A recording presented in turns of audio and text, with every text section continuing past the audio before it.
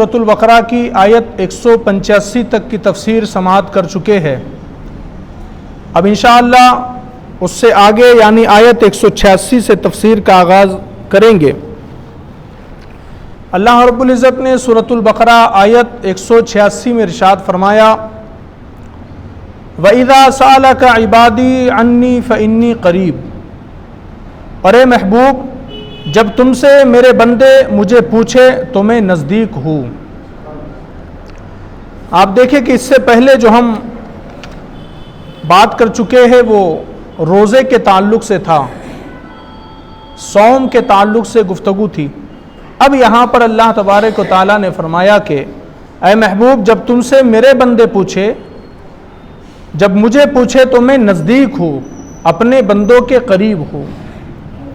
بندے نے روزہ رکھا تاکہ اس کو پرہیزگاری ملے، اب اس کے اندر یہ جذبہ ڈالا جا رہا ہے کہ اگر تم اللہ کو تلاش کرنا چاہتے ہو تو کہیں ڈھونڈنے کی ضرورت نہیں ہے، بلکہ اللہ تو تمہارے بہت زیادہ قریب ہے، نزدیک ہے۔ دراصل شوق عبادت میں صحابہ کرام رضوان اللہ علیہم اجمعین نے ہمارے نبی علیہ الصلاۃ والتسلیم سے پوچھا یا رسول اللہ ہمارا رب اللہ کہاں ہے؟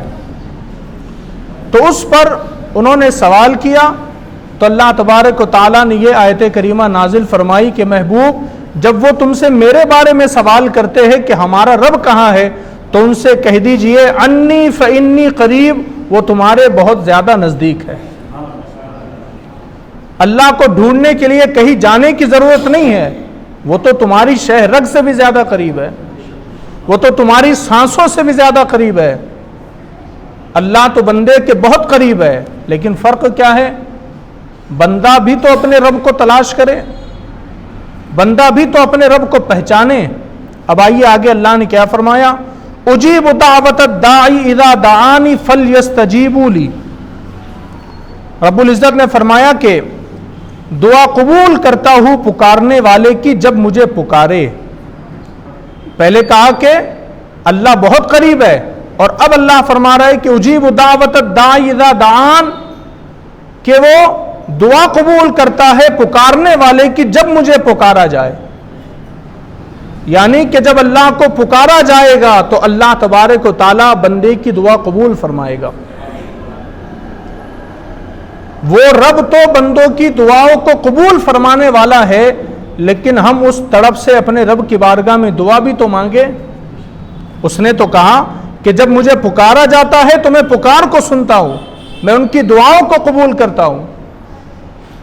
آج دنیا میں فیشن ہے نا، جب بھی کسی سے ملے تو ہم کہتے ہیں بس دعا میں یاد رکھنا، جس سے ملے اس سے کہا دعا میں یاد رکھنا۔ سب کو ہم ذمہ داری سونپتے ہیں، بانٹتے ہیں، اس کو ملا تو کہہ دیا دعا میں یاد رکھنا، اس کو کہہ دیا دعا میں یاد رکھنا۔ کیا ہم نے کبھی اپنے ماں باپ سے کہا ہمارے لیے دعا کرنے کو؟ کیا ہم نے کبھی اپنے والدین سے کہا کہ ہمارے لیے دعا کرنا؟ کیا ہم نے کبھی اپنے کسی پیر یا استاد سے کہا کہ ہمارے حق میں دعا کرنا؟ ایک فیشن بن گیا ہے کسی کو بھی کہنا کہ بس دعا میں یاد رکھنا۔ کیا ہم نے اپنے دل سے کبھی کسی کو کہا کہ ہمارے حق میں دعا کرنا؟ یہ فیشن ہے، ٹرینڈ ہے، تو سب کو ہم نے کہہ دیا۔ لیکن اللہ تو فرما رہے کہ جب اس سے پکارا جاتا ہے اجیب دعوت الداعی اذا دعان، جب اس سے پکارا جاتا ہے تو وہ بندے کی دعا قبول کرتا ہے، اس بندے کی پکار کو سنتا ہے۔ آپ دیکھیں یہ دنیا کا واحد مذہب ہے، اور ایسا مذہب ہے کہ اسلام کے اندر اللہ تک پہنچنے کے لیے بیچ میں کسی کی ضرورت نہیں ہے۔ ورنہ آپ دیکھیں ہنود کو تو ان کے ہاں آپ کو مورتیاں نظر آئیں گی، پجاری نظر آئیں گے۔ عیسائی مذہب کو دیکھ لے، وہاں پر آپ کو چرچ نظر آئیں گے، وہاں پادری نظر آئیں گے۔ لیکن اسلام کا کانسیپٹ یہ ہے بندے جب تو اپنے رب کو پکارے گا تو تیرا رب ڈائریکٹ تیری بات کو سنے گا۔ وہ الگ بات ہے کہ چونکہ ہم گنہگار ہیں، سیاہ کار ہیں، ہماری دعا قبول ہوگی یا نہیں ہوگی تو ہم اس کے نبی کا وسیلہ پیش کر لیتے ہیں، اس کے محبوب بندوں کا وسیلہ پیش کر لیتے ہیں۔ لیکن یہ تو ہمارے لیے ہے، کیونکہ ہمارے اعمال ایسے نہیں ہے کہ ہم اللہ تبارک و تعالیٰ کو پکاریں گے اور اللہ تبارک و تعالیٰ ہمارے ڈائریکٹ کام کر دے گا۔ تو چونکہ ہم گنہگار ہیں تو ہم وسیلے کے لیے محتاج ہے، لیکن یہ اسلام کا کانسیپٹ ہے، اللہ تبارک و تعالیٰ کسی کا محتاج نہیں ہے، دوسرے مذہب والوں کی طرح نہیں ہے، اللہ کسی کا محتاج نہیں ہے۔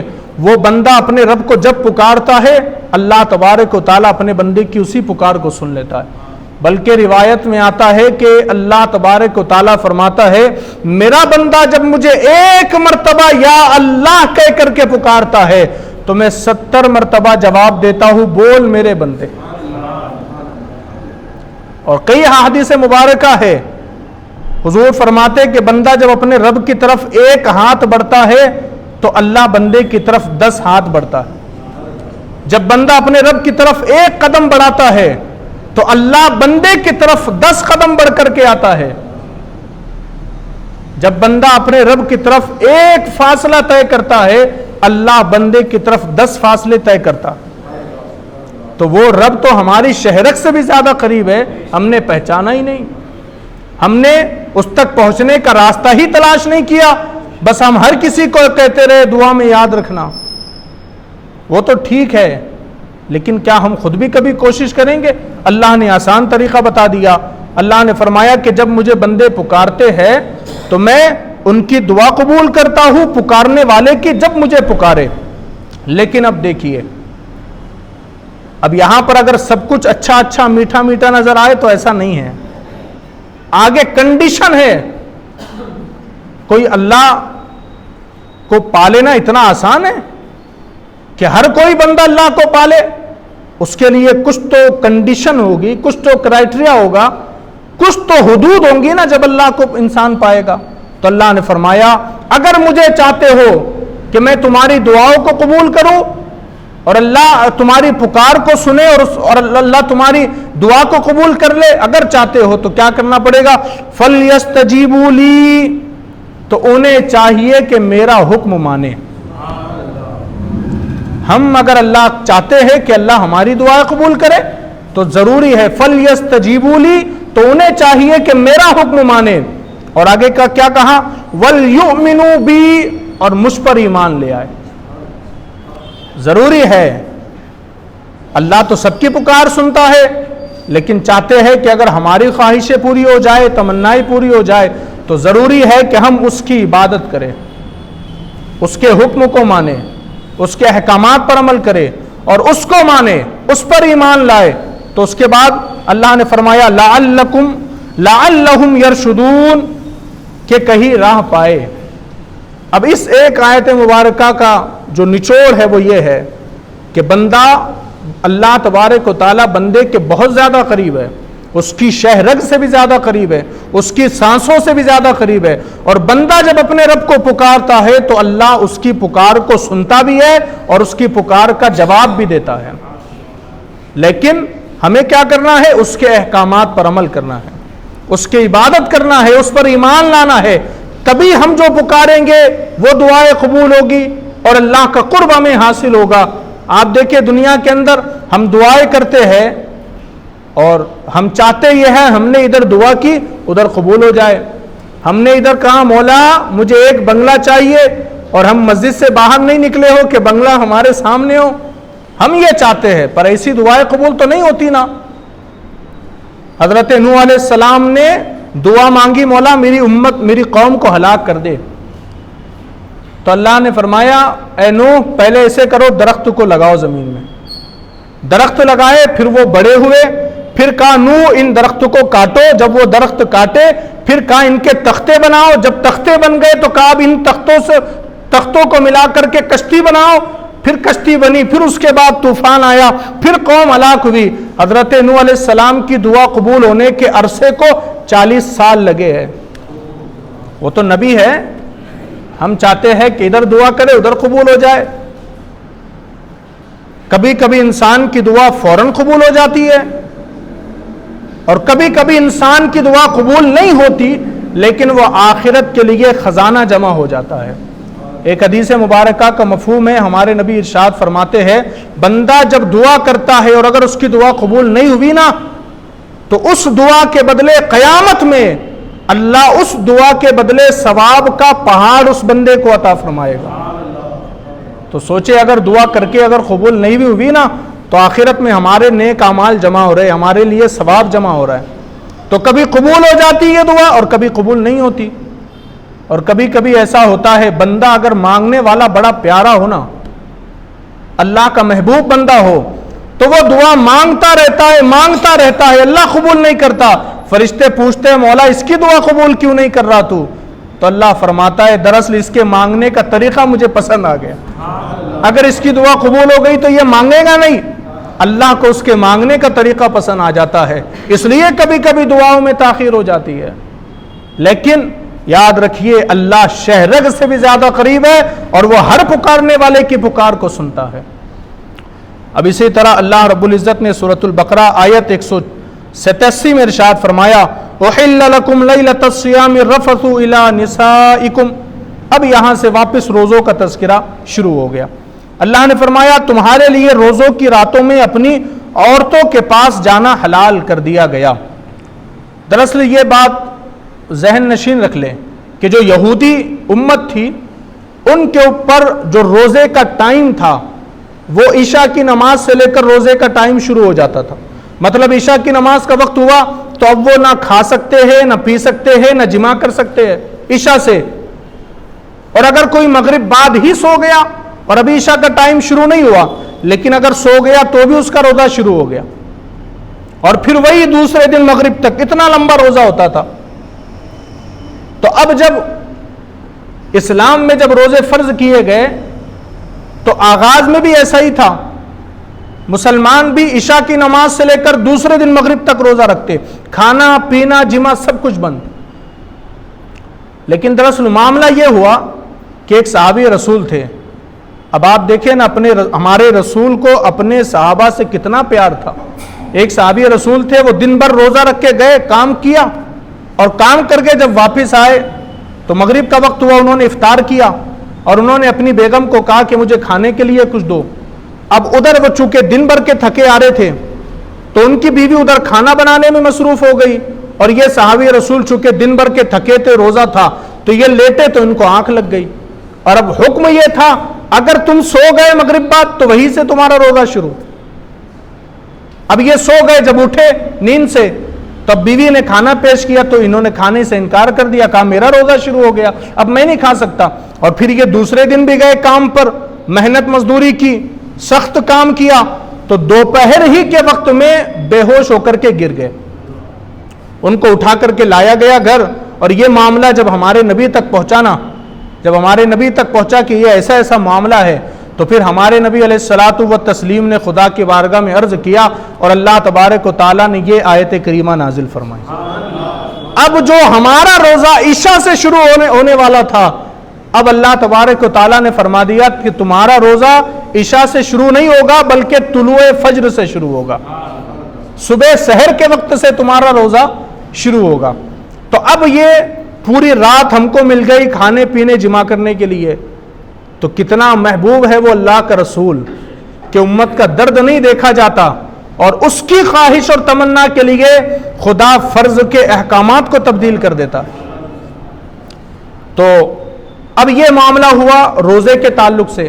لیکن چونکہ یہودیوں کے اندر عشاء سے شروع ہو جاتا تھا روزہ، پھر اس کے بعد مسلمانوں کا تو فجر سے شروع ہونے لگا، یہودیوں کا عشاء سے شروع ہونے لگا. تو اب چونکہ رات میں مسلمان تھوڑا جھجکتے تھے، رات میں کھانے پینے سے اور بیوی سے ہم بستری کرنے سے مسلمان تھوڑا جھجکتے تھے. کیوں؟ کیونکہ پہلے جو ہے تو رات سے شروع ہو جایا کرتا تھا، اس وقت میں وہ کھاتے پیتے نہیں تھے، لیکن اب کھا رہے تو تھوڑی سی جھجک ان کو محسوس ہوتی.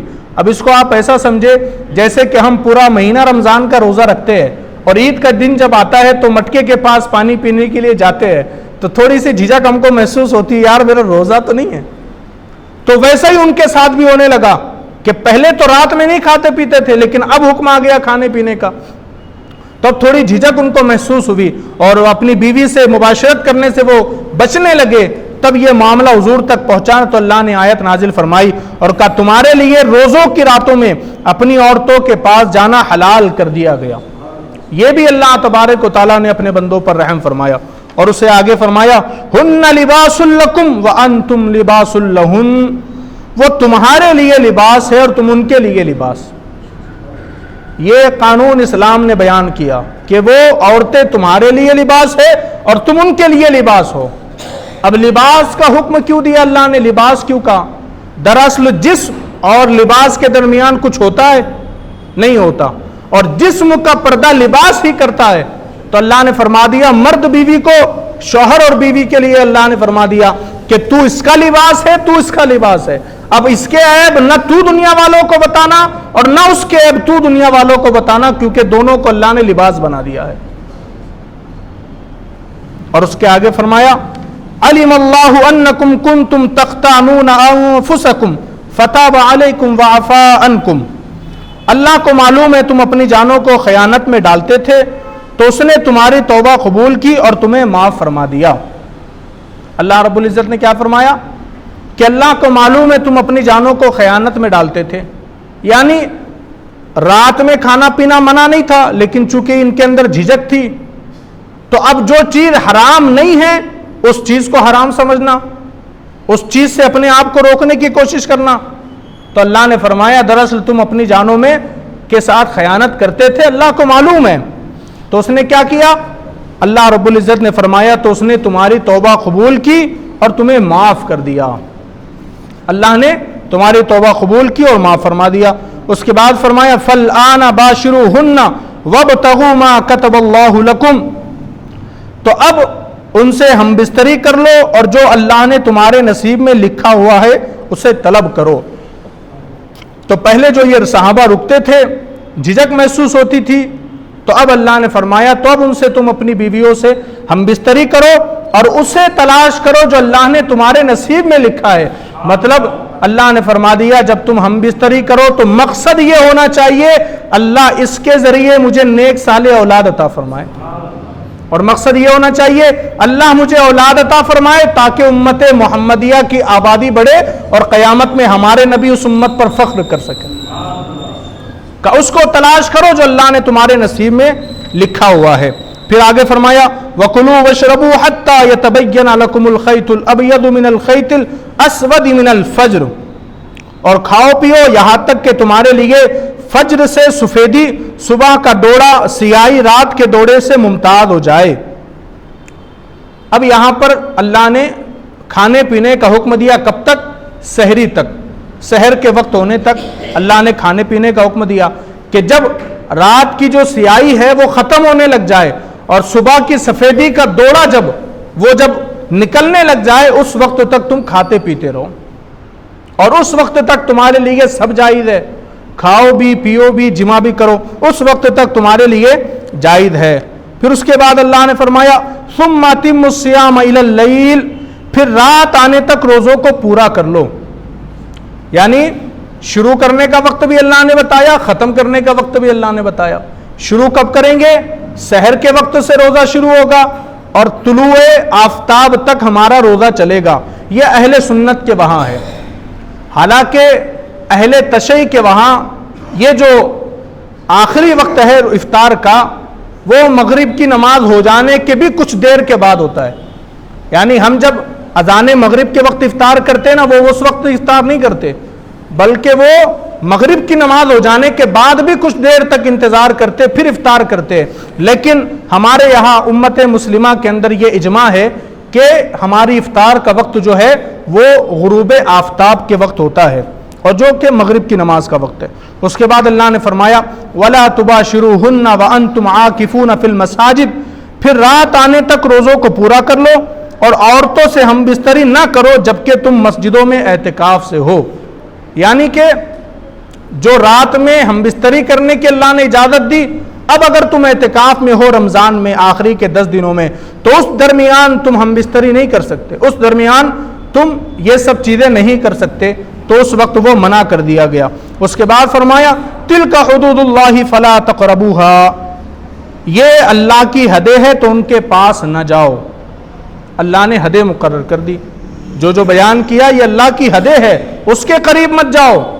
ایک سیف ڈسٹنس اس سے بنا کر کے رکھو, ان حدوں کے قریب مت جاؤ, کیونکہ اگر ان حدوں کے قریب گئے اور اگر تھوڑا بھی اگر تم حد کے آگے بڑھ گئے نا تو تمہارے اعمال ضائع ہو جائیں گے. تو اللہ نے فرما دیا یہ اللہ کی حدیں ہے، تلک حدود اللہ، یہ اللہ کی حدیں ہے، اس سے آگے مت جاؤ۔ اور اس کے بعد فرمایا کذالک یبین اللہ آیاتہ للناس لعلہم یتقون، اللہ یوں ہی لوگوں کے لیے اپنی آیات کھول کر بیان فرماتا ہے تاکہ وہ پرہیزگار ہو جائے۔ اب دیکھیں اللہ نے کتنا صاف طور پر بھی بیان کیا، صاف انداز میں اللہ نے سب کچھ بیان کر دیا تاکہ یہ مسلمان جو ہے تو بندہ جو ہے اس کو پریشانی نہ ہو۔ اللہ نے سب کچھ صاف طور پر بیان کر دیا، کھل کر بیان کر دیا۔ یہ ہمارے لیے اللہ کی کتنی بڑی نعمت ہے کہ اس نے سب کچھ آسانی سے بندوں کو بتا دیا۔ ایک عام بندہ بھی اگر قرآن پڑھے گا تو وہ یہ تمام مسائل کو سیکھ اور سمجھ سکتا ہے، اتنا آسان ہے قرآن۔ لیکن چونکہ میں پہلے بھی بتا چکا ہوں قرآن اتنا آسان ہے کہ ایک جاہل انسان بھی اس کو سمجھ سکتا ہے، اور قرآن سمجھنا اتنا مشکل ہے کہ جو بڑے بڑے عالم بھی ہوگے وہ غوطہ کھاتے رہیں گے لیکن قرآن کی حد تک وہ نہیں پہنچ سکتے۔ یہ اس کا معجزہ ہے یہ قرآن کا کہ آسان بھی اتنا ہے اور سمجھنے والے کے لیے مشکل بھی اتنا ہے، کیونکہ انسان جتنا ڈوبتا جائے گا اتنے ہی زیادہ اس کو ہیرے موتی قرآن سے نکلتے ہیں، اتنے ہی زیادہ اس کو ملتے رہیں گے۔ یہ معجزہ ہے قرآن کا۔ اب آئیے سورۃ البقرہ آیت 188 میں اللہ نے فرمایا وَلَا تَأْكُلُوا أَمْوَالَكُمْ بَيْنَكُمْ بِالْبَاطِلِ وَتُدْلُوا بِهَا إِلَى الْحُكَّامِ لِتَأْكُلُوا فَرِيقًا مِّنْ أَمْوَالِ النَّاسِ بِالْإِثْمِ وَأَنْتُمْ تَعْلَمُونَ، اور آپس میں ایک دوسرے کا مال ناحق نہ کھاؤ اور نہ حاکموں کے پاس ان کا مقدمہ اس لیے پہنچاؤ کہ لوگوں کا کچھ مال ناجائز طور پر کھا لو جان بوجھ کر۔ اللہ نے فرمایا کہ آپس میں ایک دوسرے کا مال ناحق مت کھاؤ، کسی بھی انداز سے، چاہے چھین کر، چوری کر کے، دھوکہ دے کے، فریب دے کے، کسی بھی انداز سے آپس میں ایک دوسرے کا مال نہ کھاؤ۔ اور اللہ نے یہ بھی فرما دیا کہ حاکموں کے پاس ان کا مقدمہ اس لیے پہنچاؤ کہ لوگوں کا کچھ مال ناجائز طور پر کھا لو۔ ہمارے یہاں ہوتے ہیں نا کچھ لوگ، کسی پر بھی جائیداد کے لیے مقدمہ کر دیا، اب وہ کورٹ کچہری کے اندر چکر کاٹتے رہے گا اور یہ مال کے اوپر قبضہ کر لے گا، یا اگر کوئی کسی کی پہنچ ہے اگر منسٹر تک تو وہ اس کی شکایت وہاں کر دے گا اور اس سے کچھ مال کھانے کی کوشش کرے گا۔ جیسے ہوتے ہیں نا بہت سارے لوگ جھوٹے مقدمے کسی پر کر دیتے ہیں، جھوٹے کیس میں کسی کو پھنسا دیتے ہیں تاکہ ان کو پیسہ مل جائے، ان کو مال مل جائے۔ اللہ نے یہ تمام چیزوں سے منع کیا کہ یہ حرام طریقے ہیں کمانے کے، حرام طریقے۔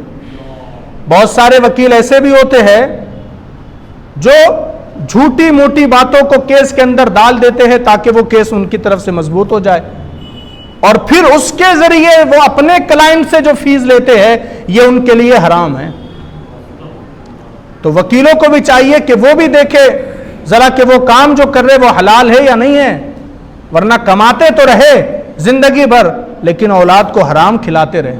اللہ نے منع کیا ان سب چیزوں سے۔ اگر آپ نے کاروبار میں جھوٹ بول کر کے کمایا، حرام ہو گیا وہ مال، بھلے آپ کا کاروبار حلال ہو لیکن جھوٹ بول دیا اب وہ حرام ہو گیا آپ کے لیے۔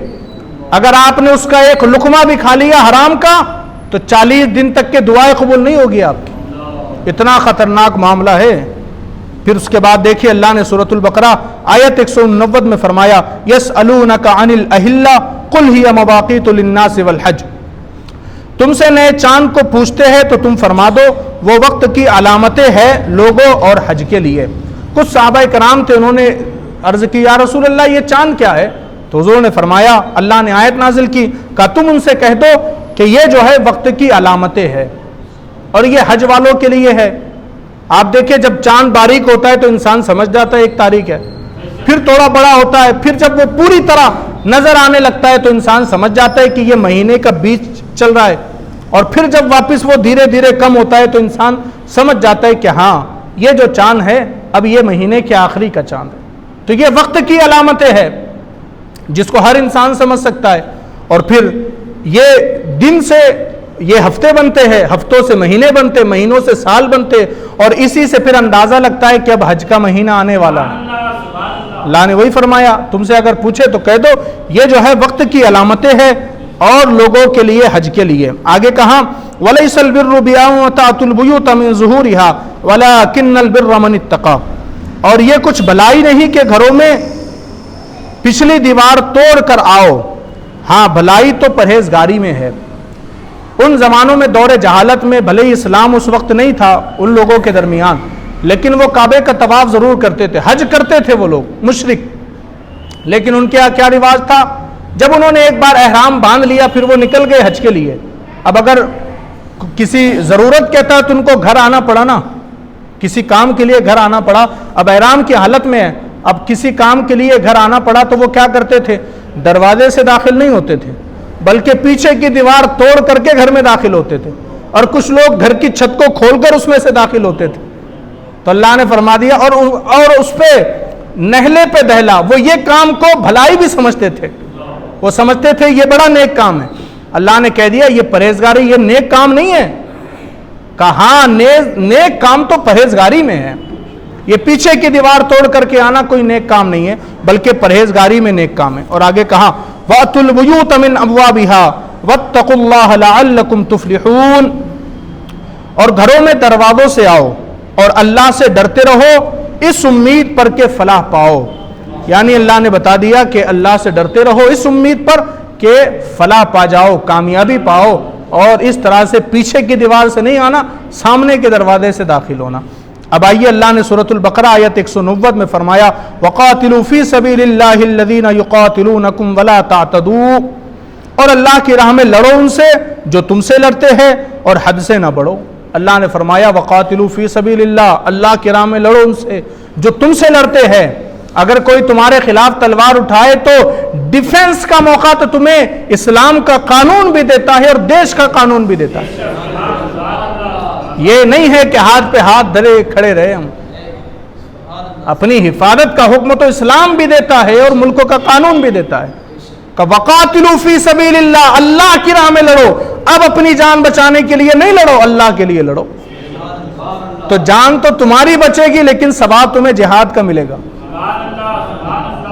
اللہ کی رحمت تو بہانے ڈھونڈتی ہے بندوں کو کہ اللہ کی راہ میں لڑو ان سے جو تم سے لڑے، لیکن کیا فرما وَلَا تَعْتَدُوا، حد سے نہ بڑھو، حد سے نہ بڑھو، کسی مظلوم پر تلوار مت اٹھاؤ، کسی نے امان مانگ لی تو اس پر ہاتھ مت اٹھاؤ، کوئی بچہ ہو، کوئی عورت ہو، کوئی بوڑھا ہو، ان کے خلاف تلوار نہ اٹھاؤ، کوئی حکیم ہو ان کے خلاف تلوار نہ اٹھاؤ، یہ تمام اسلام کے احکام ہیں۔ اگر جنگ بھی کی جائیں گی تو اسلام کہتا ہے قانون کے ساتھ کی جائیں گی۔ اسلام نے اپنے ماننے والوں کو کبھی محروم رکھا ہی نہیں، چاہے مسجد کی صفوں میں ہو تو قانون دیتا ہے، میدان جہاد میں ہو تو قانون دیتا ہے، حج بیت اللہ کرے تو قانون دیتا ہے، صفا و مروہ پہ ہو تو قانون دیتا ہے۔ اسلام اپنے ماننے والوں کو کبھی یتیم چھوڑتا ہی نہیں ہے، یہ اسلام وہ بلند اسلام ہے، وہ عظیم المرتبت اسلام ہے جو نہ کبھی مٹا ہے نہ کبھی مٹ سکتا ہے۔